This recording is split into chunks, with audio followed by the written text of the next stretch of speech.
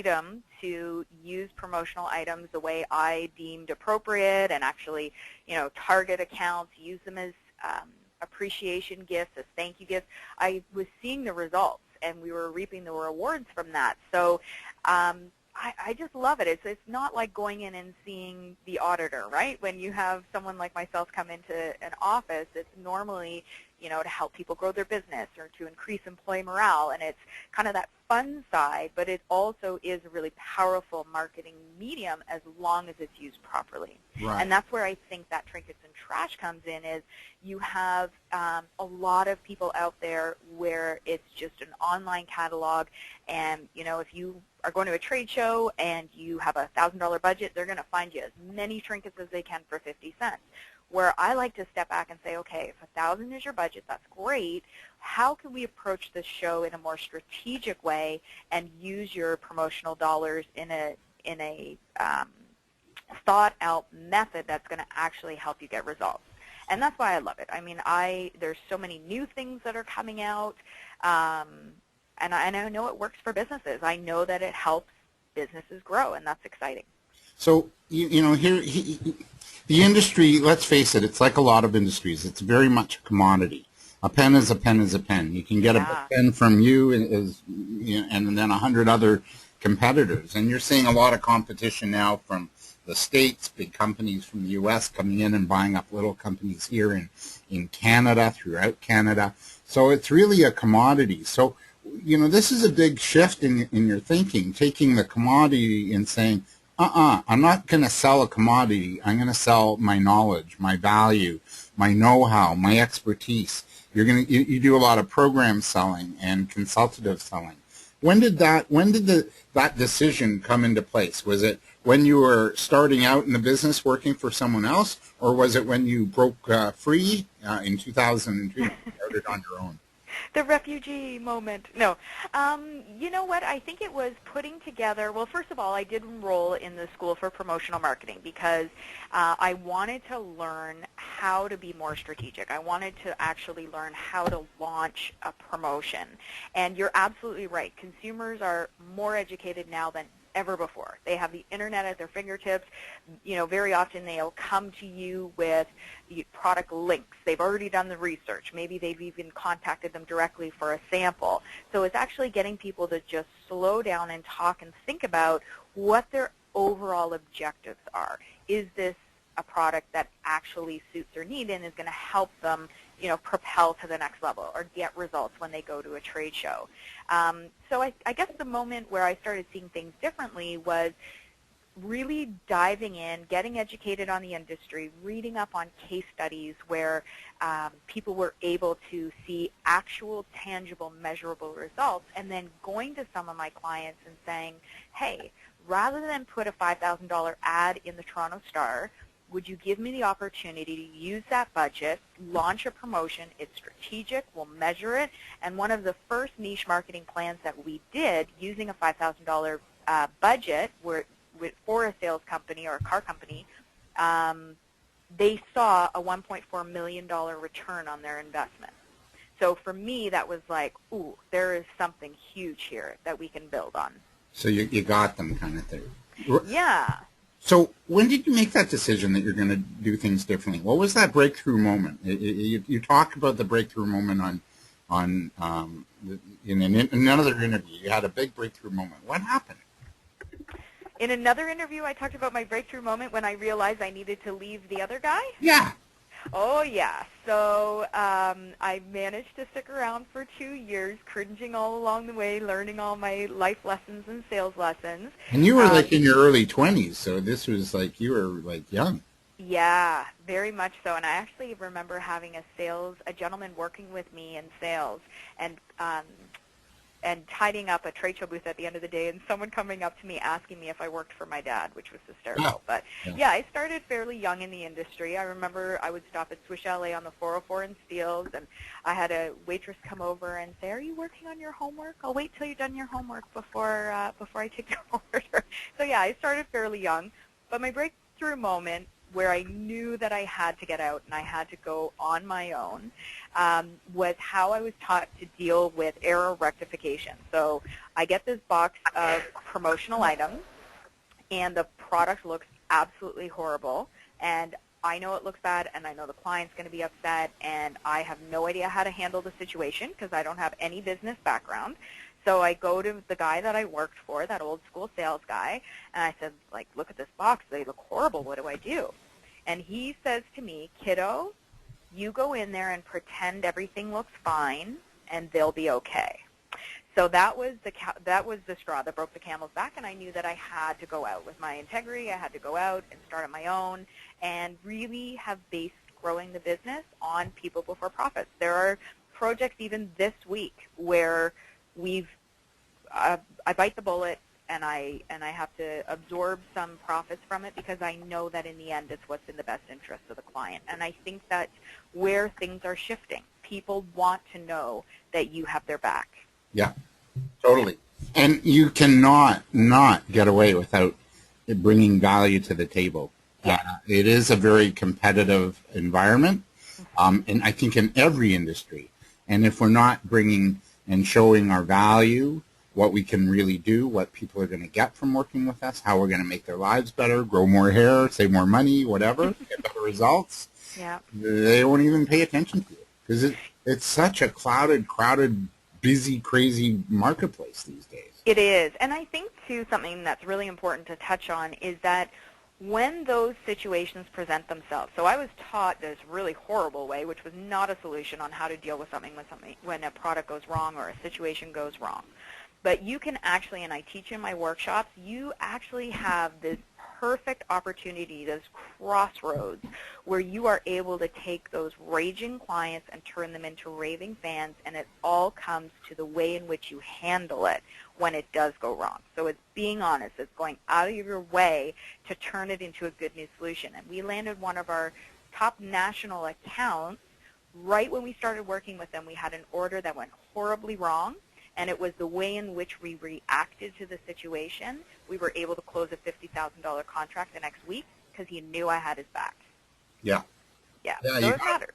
Yeah, you got to be there in the good and the bad, for sure. I just want to welcome Elena, Eduardo, and Heather to the call. I'm going to keep you muted, but we'll unmute you soon because we're going to take your questions soon, all right? And also Linda Sherwin's on the call as well, so we've got a good turnout today. So I just want to finish our conversation on the early days and get to more of the meat of today's call. Who were some of your earlier mentors and guides? Who did you look to be different and unique in the marketplace? You mentioned the School for Promotional Marketing, which was for those on the call, is a training organization geared to the promotional products industry, and you went there for training. But who were some of your mentors and guides? So it's interesting. My background is in early childhood education. So when I got into sales and marketing, I literally was so green. Like, I knew nothing. I didn't understand product codes. I didn't understand how things were created. And so when I would drive around, as often salespeople do, we spend over 300 hours a year in our car minimum, the average person. What I would do is I would listen to motivational and inspirational CDs. So for those of you who are on the call who are a lot younger than I am, CDs is going to sound really ancient. When I say that in my young entrepreneur workshops, they look at me like, a CD. Anyhow, I would listen to these CDs, and one of those mentors and guides, the very first CD that I really listened to the whole set just over and over and over again was Tom Hopkins. Yeah, and it's interesting because I listened to him. I have the same CD, and I listened to it last week, and I do find that now it's quite outdated in terms of that old school mentality.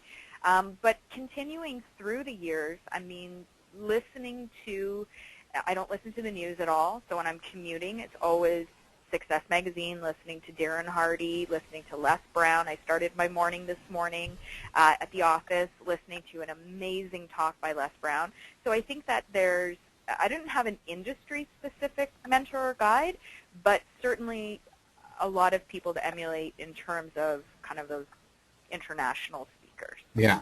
I like, and I know, well, we'll get to it after, but I know, you know, you ditched the TV, you and your husband. So you don't even watch TV. So you really are, so at night you're filling your mind up with books and reading Yeah. and connecting with your husband, which is kind of important for a good marriage, right? It is, and I mean, I certainly I don't teach on personal relationships, right? I teach on relationship marketing and growing your business as an entrepreneur through that medium, but I will tell you that a lot of the things that I teach in terms of being present with people and listening really intently and that sort of thing will absolutely have a profound effect on your personal relationships too. Oh yeah, for sure. Yeah. I want to also welcome Kofi to the call. He's with us as well. We kind of touched on these two questions, so I'm gonna get to the meat here, okay? And these are I went to your website, and these are. I think we're gonna have a really good conversation. We'll open up the line shortly too. So those on the call, don't worry, your turn is coming. Get ready.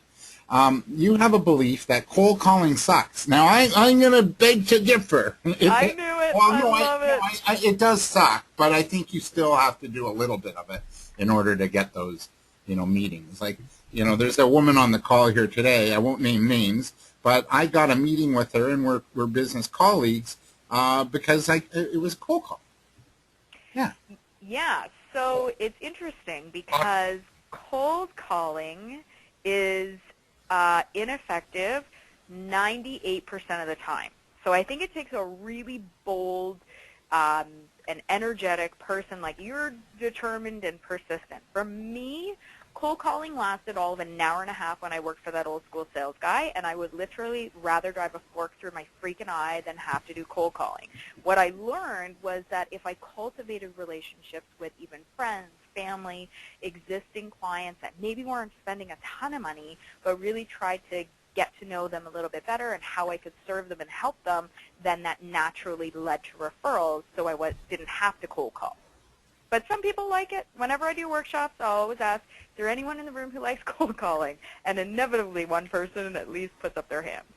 So you mentioned calling on family and friends. I have a little policy in my world, don't do business with friends and family. Were you doing business with them, or were you just simply saying, hey, Joe, or Uncle Joe, you know, I just launched my own company, Sigma Promotions, back in 2002. Who do you know that might really love what I do? Is that how you approached it? Not really. I would more want to learn about their business, if they happen to, you know, own a shop or own a business themselves, or even understanding a little bit more about the business world, if they were in a corporate environment, and just having more of a conversation about business in general, which naturally leads people to ask you questions about your business as well. What's horribly awkward and happened to me just this past summer, I had a very good friend who launched a business who said to me, and we were in a very relaxed environment, I'm having a glass of wine, I'm not expecting this, and out of nowhere I get, what do I have to do to get your business? And it jarred me. And that is not the way that I would approach. I think that there's such a softer way to understand people's business, to get people to talk about, you know, what are the challenges that they're going through, what's exciting, what's coming up, what are the goals and aspirations, and it just naturally leading to people wanting to reciprocate and ask you the same. Right. So it can be very soft sell, but yeah. Yeah. So, okay, so how do we end cold calls, and can we complete? Well, I can tell you I have not cold called it'll be 13 years now since I went out on my own. Okay. 100% of my time cultivating new business leads, in terms when I say new business, it's actually cultivating relationships with existing clients, so them coming back for repeat business. So my first 2 hours of every morning, it's doing things like my personal notes and just reminding people, you know, I haven't become complacent about our relationship and our account. What can I do to increase our level of service? Or I just wanted to express my gratitude. It's going on social media and checking out to see, you know, who's had a birthday, who's had a job switch over, and sending out notes for that. It's preparing gifts. Like literally every morning, that's how my day starts. And that 2 full hours is focused 100% on those existing relationships. And what that does is it brings in not only repeat business, but it generates referrals. Well, one thing you did in the beginning days, and I'd imagine you still do it. I remember sending referrals to you because I was really impressed when we worked together back in your earlier days with your business. And I would send my clients to you, and then wouldn't you know, 2 weeks later, I'd get a thank you card and a gift card to Cineplex. Yeah. I went, holy crap, that's amazing. Like, I didn't expect that. And Cineplex, well, I love the movies. And so not only did I make use of that card, but then I'd refer more business to you because, you know, I kept getting these little treats. Are you still doing that? And is that strategy still working for you, Nikki? Yes. So now we actually do, on the rare occasion, I will do gift cards. Now we actually have really cool, high-quality speakers.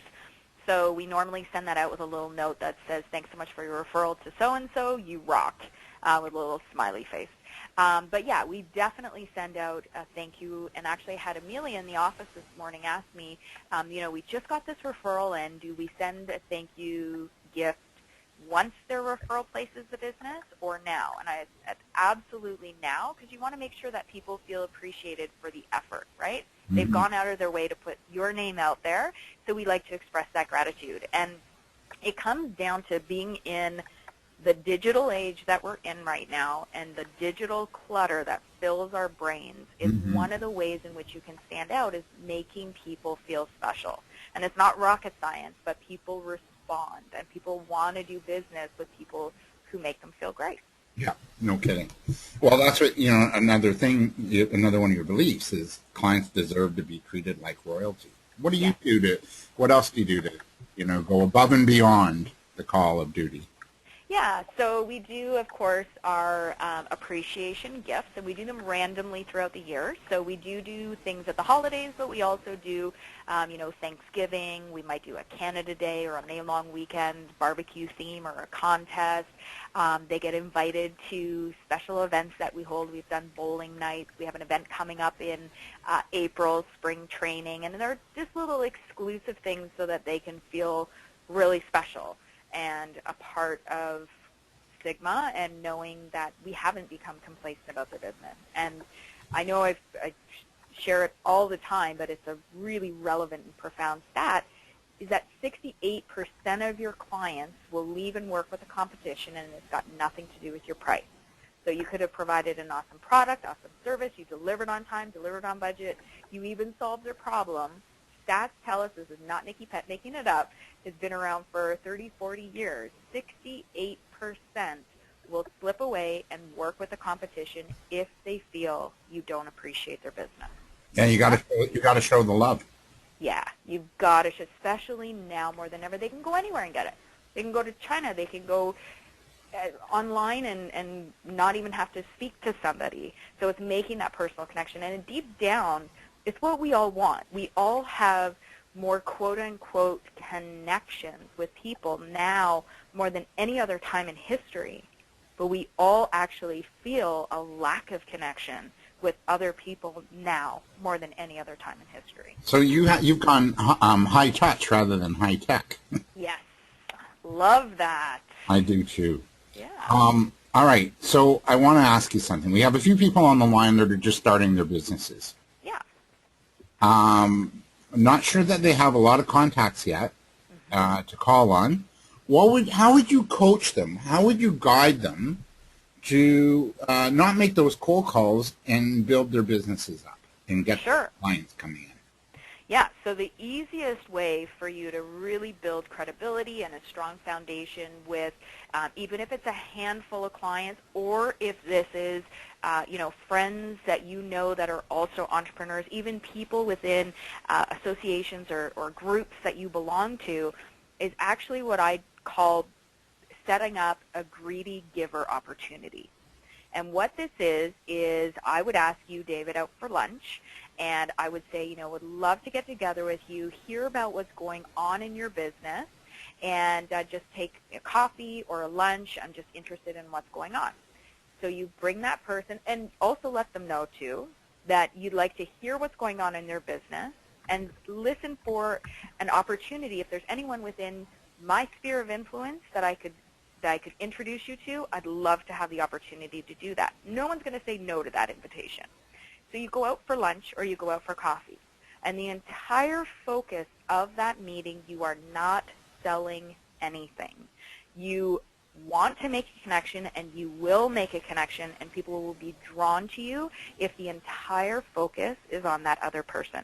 So if I invite you out for coffee, my entire focus is going to be learning all about what's going on in your business. What are some of the challenges that are going on? What's exciting? What have you tried so far? And then what can I do to help? Are there resources? Is there a book? Is there someone I can introduce you to or refer you to?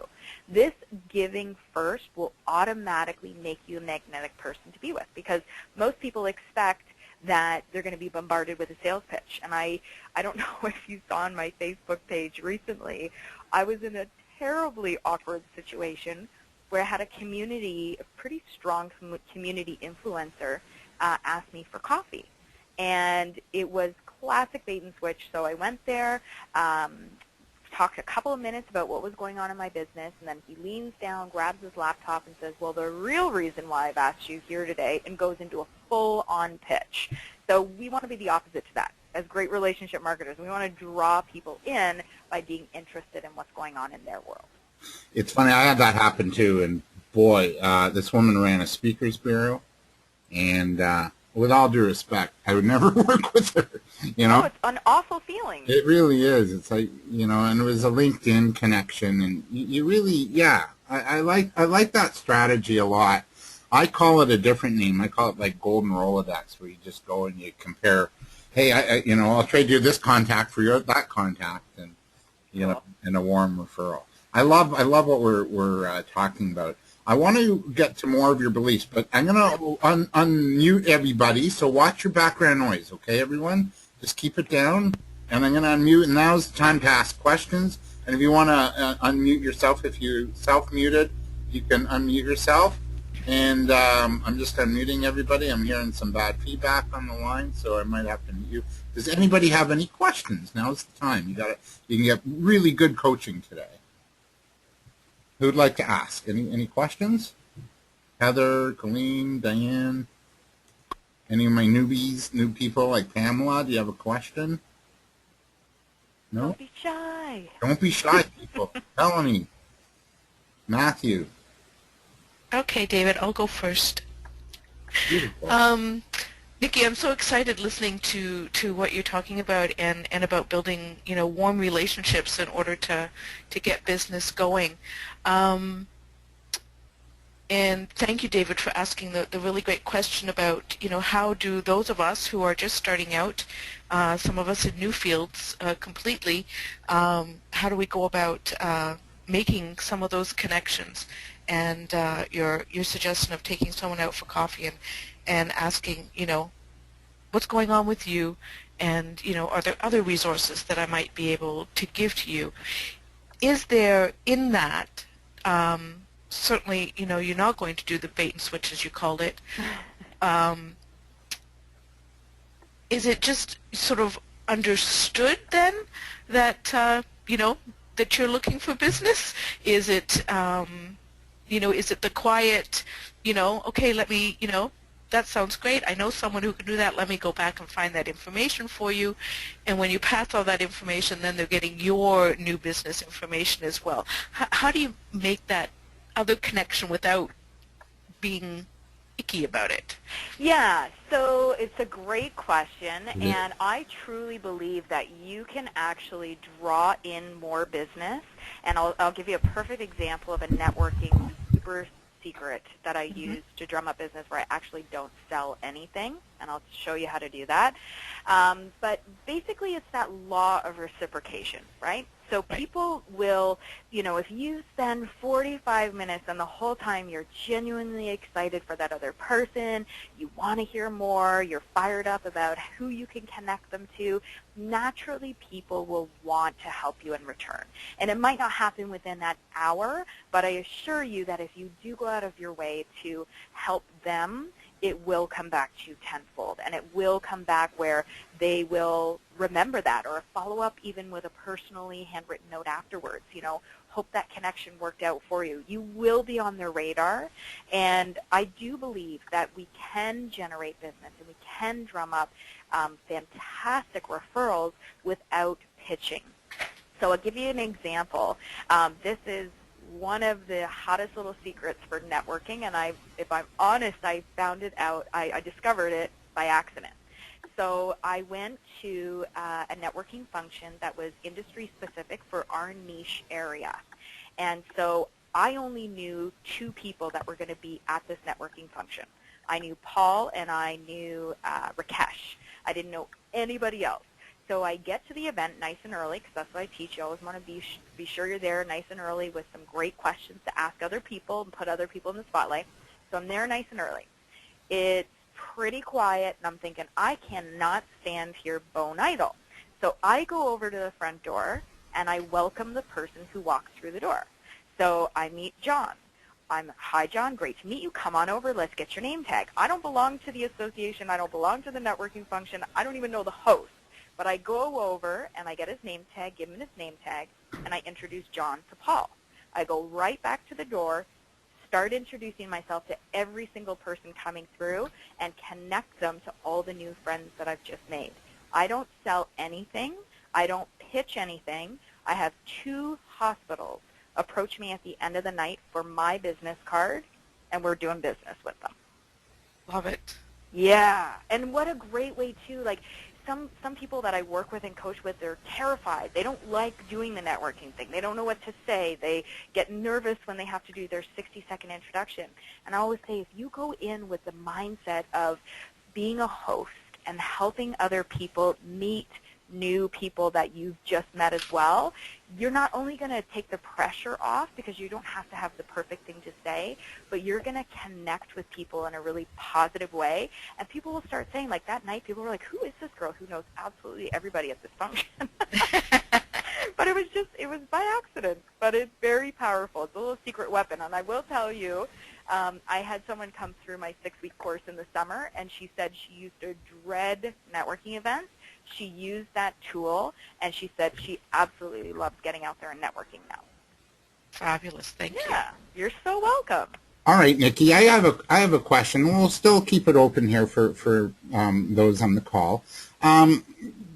Sometimes in business we get a little desperate. We're just like, I got to make the sale. Business is down. It's soft. Every call, everything you do, you're just like, it's like the Leafs. Like you're playing. You're so stressed out that you're losing. Maybe not as bad as the Leafs, but because that's bad. But you're stressed. You got to make that call. You feel like you have to make the sale on every call, every contact.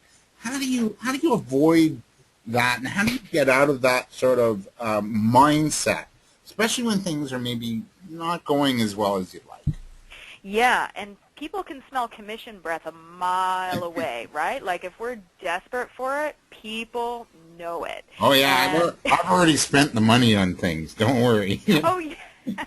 Right? Like people can smell that a mile away. So I think that it's really important to get to a point where you know that you could walk away from business if it either conflicted with your values. I just had that recently where I'm like, it would have, yes, taken us way over our sales target for the quarter, but I could not handle the person. And we just had a personality clash. There wasn't the level of respect that I determine, we need for a mutually beneficial relationship. There was a lack of respect for my team members, and it was a juicy account, and we walked away from it.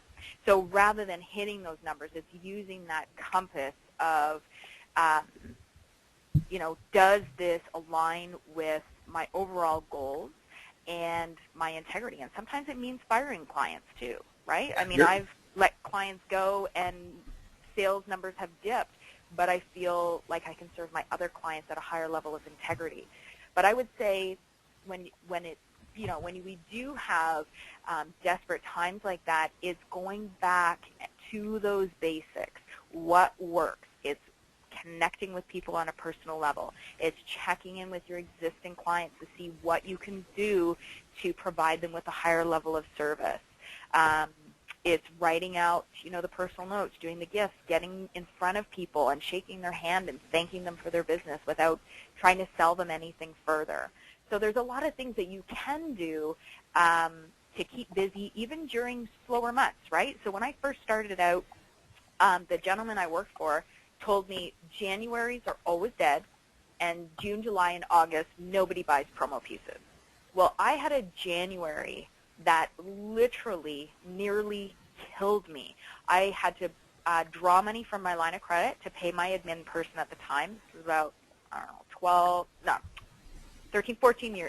12 years ago. I'm going backwards in my math when I started. 12 years ago, and it terrified me.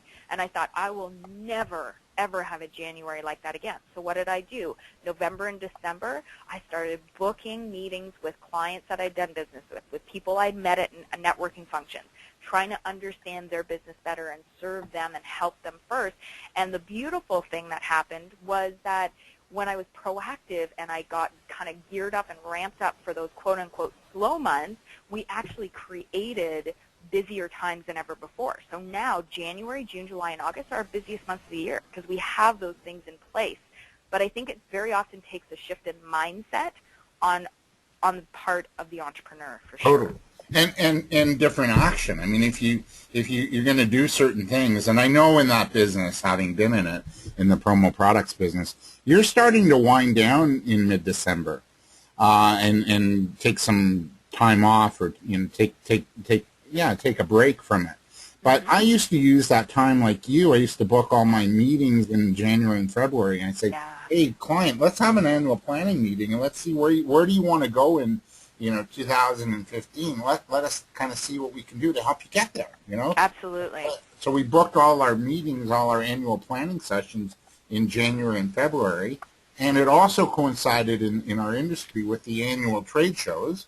Yeah. So it's like, well, hey, I'm going to this trade show. What do you want me to kind of keep an eye out, for you? And they kind of like that. So you're okay to fire the PETA clients who suck the life and passion from you. That's another belief I like. And PETA is pain in the ass, not the PETA you have on your shawarma, right? Yeah, exactly. No, I think that as entrepreneurs, we have to do it. We have to purge. We have to cleanse. And I had a very scary experience where I had all my eggs in one basket dealing with this Fortune 500 company. This was in the early days when I launched Sigma, and I thought, wow, how fortunate am I to be serving this Fortune 500 company. And they fell into that PETA category. So the PETAs are, the people, the clients that you meet with that are late for meetings. They want everything now. They want it yesterday. They want the very best quality at the very best price, and they take 120 days to pay their bills, right? Then you're dealing with a PETA. And most people, when I share that in a talk, they're all nodding their heads, and they can think of someone. And then I'll say, okay, if you haven't thought of a PETA yet, who do you cringe for? When the number comes up on call display and you want to crawl under your desk, that is your PETA. And we have to eliminate them from our businesses because they suck the life out of us. They drain us for being able to serve our other clients at a higher level.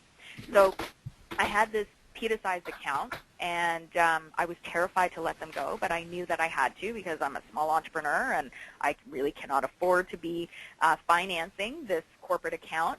So I had to let them go, and I was freaking out. I thought, this is it for me. I wasn't strategic about it at the time. I had way too much kind of riding on that account. But I knew I had to let them go, and when I did, what happened was we actually recouped all of the sales that they brought to the company and grew that year because I had a renewed passion and joy for the industry that I was in, and I wanted to get out there, and I was excited to see other people, and so we increased business all through repeat business as well as generating referrals. Was there a little like a little gut feeling in the pit of your stomach that said, I got to really do something with this client?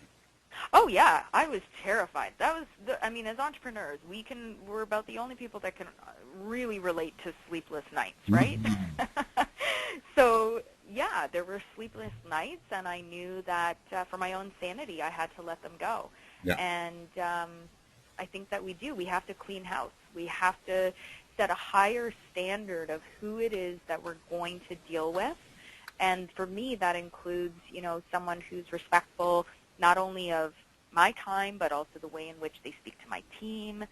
It's paying their bills on time, being reasonable, and I don't think it's too much to ask. So. No, I agree. I think, like, we have one life here, and if it's not bringing us, not that every day is going to be rosy and bubblegum and ice cream. It's not. But you're going to have those. We have low on life, so you might as well just really work with the best kind of clients, and also not only that, just you got to be mindful. I find these days with our time being so consumed by so many things, is where are you going to invest your time, your energy, and your expertise? And if you're not getting a return on investment over a few months, a year, maybe it's time to cut bait, right? Mm-hmm. All right, I got to ask you two other really critical things and talk about these really cool beliefs you have. You said anyone can grow their business 43.3%, just like you did during the recession, if you follow the system. What's the system? Woohoo! So the system is based entirely on marketing, spending all your marketing budget on your existing people. So the system that I follow, I mentioned that I start my 2 hours each day, and that 2 hours is doing a certain amount of personal calls, a certain amount of personally handwritten notes. So when I say personal calls, I'm not talking about cold calling. This might be a courtesy call to check up to see, how someone is enjoying a product or the results that they've seen or what we could do to improve our service. Our notes are appreciation notes. Some of them are the humble pie note, which I send out if I don't get the business. So if someone's referred a potential client to us and we've put together a proposal and they say they've gone elsewhere, I want to make sure that I write out that humble pie note and keep those lines of communication open for the future. Right. I know that it works. It might have made a Powerful. bad decision, right? Absolutely. You can also reclaim lost sales by writing out humble pie notes. By actually, most salespeople get upset about it if they don't get a bid, or they get upset about it if they choose to go with the competition. And I'm here to tell you that you can generate literally thousands of untapped dollars if you send out the humble pie strategy. If you send out that humble pie note, let people know that you appreciate the opportunity to quote. You know they went in another direction this time around, but look forward to the possibility of serving them in the future. Very humble, very soft. I've had people come back, and it's a long story, but the Coles Notes version is it was about $1.50 for me to send out this humble pie strategy note, which came back. I was told I didn't get a sale. I wrote the note. They came back, and we closed with them because they decided that they wanted to work with us instead. The other guy hadn't signed the deal, and they had just notified him, but he hadn't signed the dotted line, and that was a $500,000 account for us. So it's powerful, powerful stuff. Yeah, I love it. And I like the idea, the notion of staying in touch with your clients. I talk about this tire store I went to get my tires replaced, and they did a great job and everything, but they just, at the end, they thanked me, and I was happy with the tires I chose and got, and the service was okay, but they failed to track my information or keep me on file. And by not doing that, they lost. Well, they could have brought me in for a tire rotation and alignment and a balancing. That's probably $150 a year over 3 years. That's $450 plus a new set of tires after 3 years. There's another $400, maybe $500. So they lost $1,000 just by not staying in touch with me and showing me some love once in a while, right? Yeah, and you know what? It's got to be tracked. It's got to be in a system where setting out goals. I have a goal. I'm calling 12 people a day.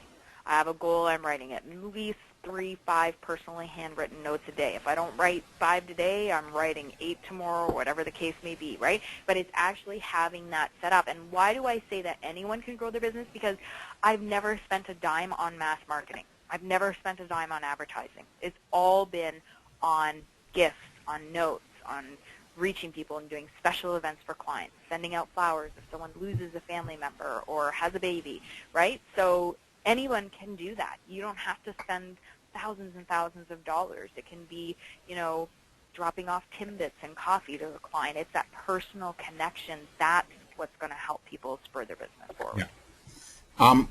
I guess another key question, and then we'll open up the line again for questions. We are bombarded by social media and email. I find even emails I subscribe to from some of the experts, I'll delete if it's, and I give it 2 seconds to make that decision, right? There's just so much, social media clutter. And, my sense is I'm not alone. I think people on the call probably have the same experience. So there's just so many messages coming out at us each day that we're just turning out or turning off. And case in point, as I said, you and your hubby decide to ditch the TV, so you can't even get a TV ad coming your way. So what are some cool ways to cut through the clutter, Nikki, that, especially in your industry in terms of promotional products, that works for you or for your clients? Yeah, so some of the things that I mentioned, obviously the note, it could be a 3-dimensional mail piece, so we just sent out an invitation for a special event that we're having, spring training. So instead of sending just a mass email, we hand-picked certain people we want at that event, sent out a very cool blue bubble envelope. We've got that old school chewy baseball gum with a little baseball bat that has the save the date on it. So there's creative ways that you can get in front of people. But even we were just having this conversation this morning in the office. We had submitted a quote to one of our clients for a big campaign that they're doing. And I always follow up with a personal call, even when I send out the actual email quote. And very soft, just call and say, want to make sure you got that quote. If any questions have come up that I can help answer, and just get that conversation started. And she called back right away and said, actually, I never did get that quote, and I thought that was really out of character. And you cannot rely on technology. And so I just said to the team in the office, most salespeople now, especially in this digital age, they're not going to follow up with a personal call. And that would have been thousands of dollars in lost sales because it got lost somewhere in cyberspace. So it's so important to connect. That's just one way, is standing out with the personal call, right? Yeah. What's spring training? Tell us about that real quick. Yeah, so we're doing an event where we have a couple of suppliers on board, and we have new products showcased, but we're also going to talk about strategic ways in which you can use promo pieces.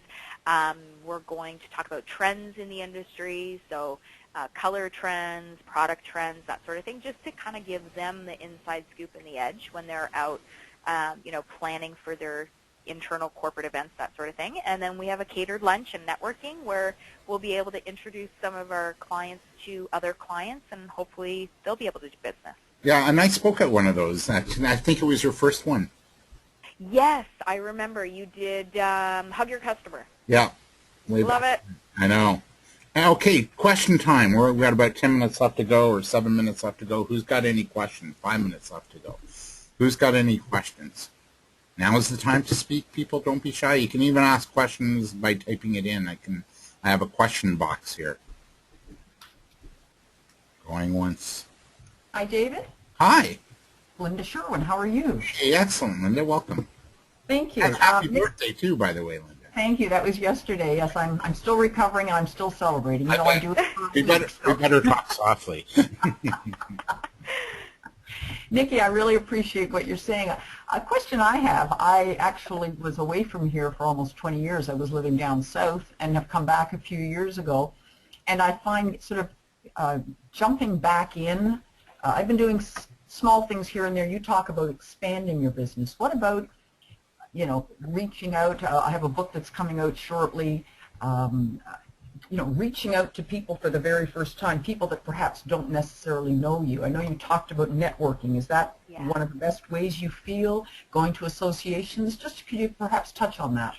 Sure. So a happy belated birthday, by the way. Thank you. It's interesting because I wrapped up a workshop in Western Ontario probably about a month ago and had a really powerful moment afterwards with a woman who came up to me with tears streaming down her face, and we had this amazing conversation. And she told me that she had just moved back into the area, and she really had felt that she lost touch with so many people, and she was an entrepreneur. And after hearing the workshop and the strategies that I talked about, she just wept because she said, I don't, like, there's no secret sauce. It's just me getting out there, meeting other people, showing genuine interest, trying to help other people grow their business. And she's like, that I can handle. That I know will help me grow my business. So I would say the same thing is really reconnecting with people. If you still have the contacts here, if not, getting out to those networking functions and doing that host strategy, which I promise you is so much fun, and it does work. Yeah, and then be that one person after the networking function who follows up with a personally handwritten note. So everyone's going to connect on Twitter and LinkedIn and all that, but be that one person that connects to say, you know, it was wonderful meeting you. I have your card. I'll keep my ear to the ground. If I see of anyone needing your services, I'll be sure to pass along your name. Very unobtrusive. You're not selling anything, but you will stand out, and people will want to know you more. Just to expand on that a little bit, I mean, you could network morning, noon, and night. You could. So it depends on. So how do you choose where to go, or could you expand on that a little bit? How do you make your choices? Do you as a woman, women's groups? Do you try to go? I find if you go to something like a board of trade, typically what you have is a lot of other small business types looking to meet the big guys. The big guys aren't coming to that because they go to the big trustees events. So, yes. Sorry, I didn't mean to interrupt. No. I just meant, yeah. So if you could, how do you narrow down a niche, or should you not? Should you just do the shotgun effect? Yeah, so I'm a big believer in having that niche market, which is probably a question I couldn't wrap up in a few minutes, but what I can say is that when you do establish that niche market, whether it's men or women, age groups, whatever, and create that perfect client avatar of who it is that you want to do business with, and even more powerfully if they're all within a specific industry, and then making sure that you're getting in front of those people at those events. Because you're right, I mean, we could network all day long, and it depends on as well how busy you are, right? Like at the beginning I was probably involved with 3 or 4 networking functions. Well, now I've just limited myself to the one because I can't juggle all those different events, right? So it just depends on how crazy busy it is and that kind of niche area that you're drawn to as well. And Nikki, do you help with that? Is that something your organization helps a person with? We absolutely do, yeah. I'll be in touch with you. Remember the name. Oh, I will remember the name. And actually, David, I do have a free gift for everybody on the call if you'd like me to share that.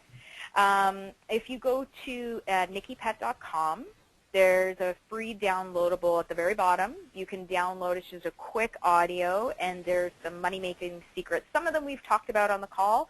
Others we haven't really jumped into just yet, but it's kind of a little kickstart audio. And, yeah, Linda, please feel free to connect direct for sure. So, thank you. Thanks, Linda. Good question. Again, nikkipet.com, also sigmapromotions.com, right, Nikki? You bet. And shameless self-promotion time. Anything else you want to promote? What else do I want to promote? Well, you will get that free book. I don't have a webinar launching. I'll probably be launching in the summer. So if you do want to kind of dive in deeper, because we haven't really even scratched the surface, if you do register for that audio, it will mean that you will be notified when we do the launch in the summer for the webinar, if that's something that appeals to you. Awesome. I really appreciate this.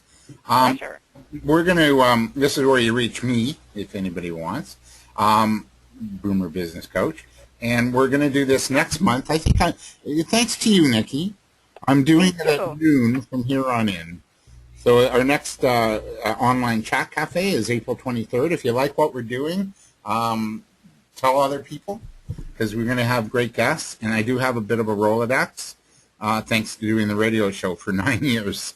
You know, and Nikki, you were on the radio show too a few times, weren't you? I was, yes. It was always fun. I have to tell you, it gets easier the more times that you do it. I think the first time I did it, I didn't sleep the night before. Yeah, and I think I don't know. I remember interviewing some people, and they had red blotches on their skin. It's like, Oh yeah. But you know what?